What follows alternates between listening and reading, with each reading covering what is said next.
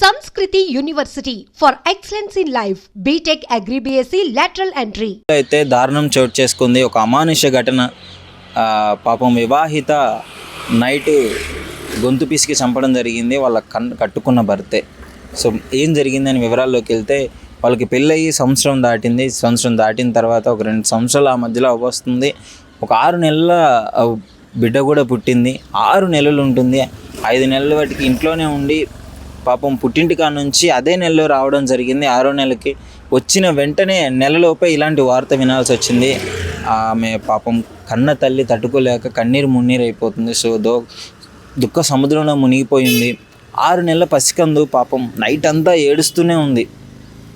Midnight ఆమె deep స్లీప్లోకి వెళ్ళిపోయినప్పుడు భర్త రాంబాబు అతి కిరాతకంగా గొంతు బిసికి చంపాడు.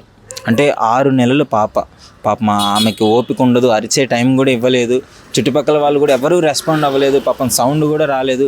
పొద్దున్నే ఆ పాప ఏడుపు పెద్దగా ఏడుస్తుంటే ఏంటి ఇంట్లో ఎవరు లేరా అని చెప్పేసి చుట్టుపక్కల వాళ్ళందరూ వచ్చినప్పుడైతే అప్పుడు తెలిసింది పాపం ఆమె చనిపోయి అకస్మాత్తుగా స్థితిలో అట్లా ఉంది.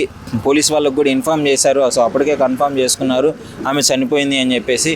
సో పోస్ట్ మార్టంకి అయితే బాడీని పంపించడం జరిగింది. సో ఆమె గొంతు పిసికి చంపినట్లయితే తెలుస్తుంది. వాళ్ళ భర్త అయితే ఇంతవరకు పరారీలో ఉన్నాడు, ఎక్కడున్నాడో కూడా తెలియదు. ఫోన్ చేస్తే మొబైల్ స్విచ్ ఆఫ్ అని వస్తుంది. సో ఖచ్చితంగా వాళ్ళ భర్తే ఇది చేసి ఉంటాడని అంటుంది. గత కొద్ది కాలంగా వాళ్ళకి ఆ ఫ్యామిలీలో గొడవలు జరుగుతూనే ఉన్నాయంట. కొంచెము భర్తకి బాగా అనుమానం ఉంది అని కూడా ఫోన్ చేసి వాళ్ళ కన్న తల్లికి చెప్పుకొని ఏడ్చిన పరిస్థితులు కూడా ఉన్నాయంట. కన్న తల్లి చెప్పడం జరుగుతుంది.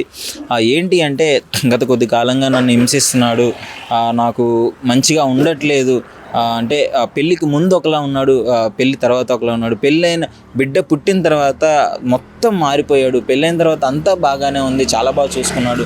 ఎప్పుడైతే బిడ్డ పుట్టిన తర్వాత ఆయన బిహేవియర్లో మార్పు వచ్చింది, నా మీద ఎక్కువగా అనుమానించడం స్టార్ట్ చేస్తున్నాడు అని చెప్పేసి కన్నతల్లికి చెప్పుకొని బాధపడింది. తల్లి ఏదో విధంగా సర్ది చెప్పి అత్తగారింటికి పంపించడం జరిగింది. పంపించిన తర్వాత పాపం ఇలాంటి ఘోరం జరుగుతుందని చెప్పేసి ఆమె కల్లో కూడా అనుకోలేదు. వచ్చిన నెలకే కన్న కూతురు చనిపోవడం జరిగింది. అంటే ఒక పసి బిడ్డ వదిలేసి కన్న తండ్రికి ఎంత కర్కశంగా బిహేవ్ చేశాడు అంటే, చిన్న పాప అదే 6 నెలల పాప ఏడుస్తూ ఉంది, నైట్ అంతా ఏడుస్తూనే ఉంది. వాళ్ళ తల్లి చనిపోయిన కాడ నుంచి ఆకలితో అలమటించిపోతుంది. ఆ అరుపులు విని చుట్టుపక్కల వాళ్ళు వచ్చారంటే మీరు అర్థం చేసుకోండి.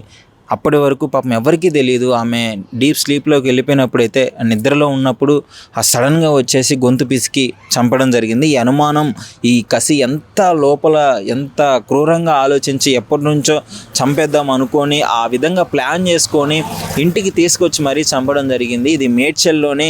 అంటే జనరల్గా ఈ మధ్య కాలంలో అయితే ఇలాంటి ఇన్సిడెంట్లు చాలా జరుగుతున్నాయి. కన్న కూతురుని చంపడము, కన్న తండ్రులను చంపడము, కట్టుకున్న భర్తలను చంపడము, భార్యలను చంపడము, కన్న కొడుకులను కూడా చంపడము, చిన్న పిల్లలను కూడా విషమిచ్చి చంపిన.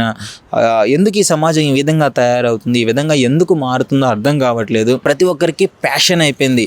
ఒక వ్యక్తిని చంపి ఒకటి పరారవడము లేదా పోలీసులకు లొంగిపోవడము అనేది. ఎంత చట్టపరంగా కొంచెం కూడా భయం లేకుండా బిహేవ్ చేస్తున్నారు. అంటే విచక్షణ రహితంగా బిహేవ్ చేస్తున్నారు. కలిసి జీవించాల్సిన వాళ్ళే బిడ్డలు పుట్టిన తర్వాత చిన్న మనస్పర్ధలకి ఇట్లాంటి డెసిషన్స్ తీసుకొని వాళ్ళ జీవితం మొత్తం ఆగం చేసుకోవడం జరుగుతుంది. సో అతనికైతే కఠినంగా శిక్ష పడాలి అని చెప్పేసి తల్లిదండ్రులు అయితే కోరుకుంటున్నారు.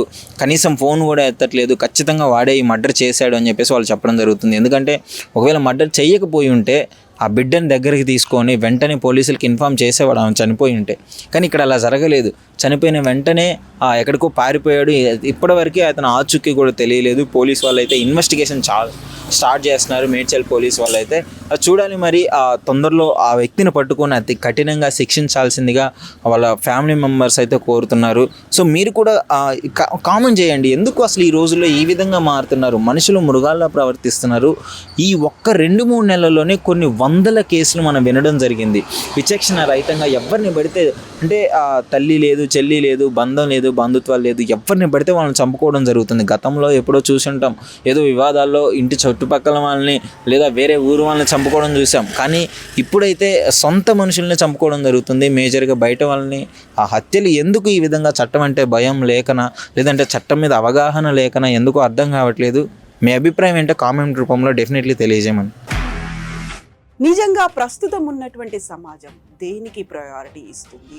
ఆర్థిక సంబంధాల చుట్టూ మాత్రమే తిరుగుతోంది. మళ్ళీ ఎన్నికలంగానే చాలా విరక్తి కలుగుతాను. మంచి అనిపిస్తుంది కదా, లేడీస్ కూడా ఛాలెంజింగ్ జాబ్స్ చేసినప్పుడు చాలా బాగుంటది. ట్రాఫిక్ అసిస్టెంట్స్ గా నియమించిన ట్రాన్స్జెండర్స్ అందరితో సాల్యూట్ చేయించుకుంటున్నారు. ఫుడ్ డెలివరీ ఇవ్వటానికి వెళ్ళినటువంటి డెలివరీ బాయ్ అనిల్ పై కళ్ళ ముందు